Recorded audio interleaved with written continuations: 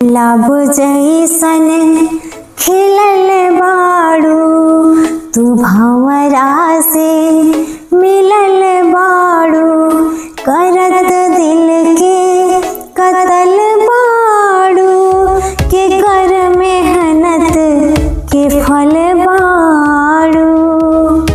लाली उठावा के लल जाके, करत दिलवा इलू इलू।